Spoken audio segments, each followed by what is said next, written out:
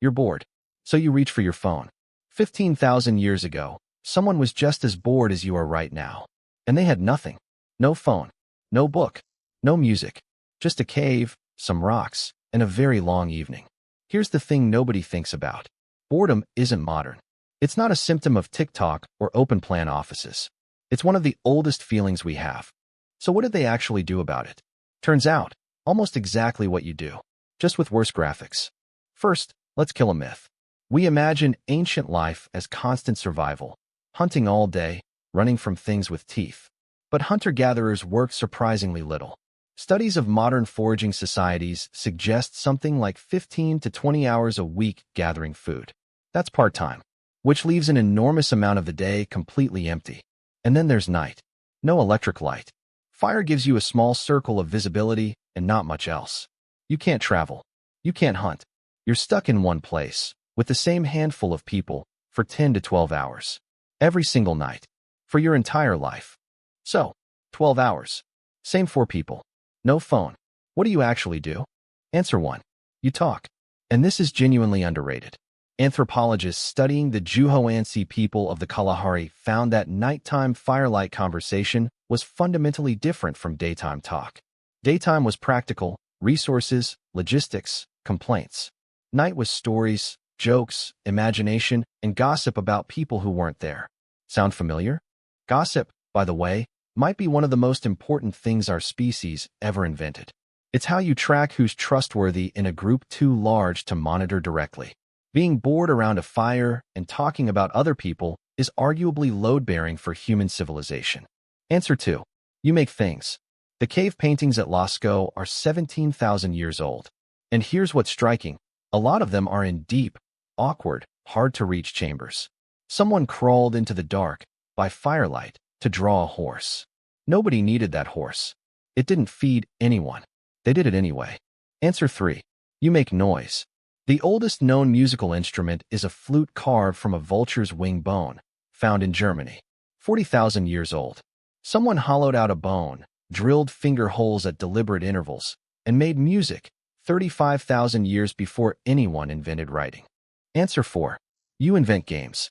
The royal game of UR is 4,500 years old.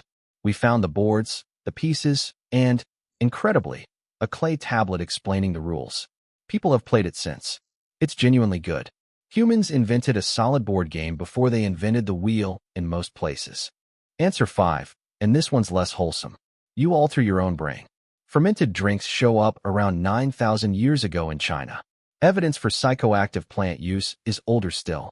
When you can't change your environment, you change your perception of it. It is a very old, very human move. Answer 6. You build elaborate rituals. Göbekli Tepe in Turkey is 11,000 years old. Massive carved stone pillars, arranged deliberately, built by people who hadn't invented farming or pottery yet. Enormous effort, no practical function.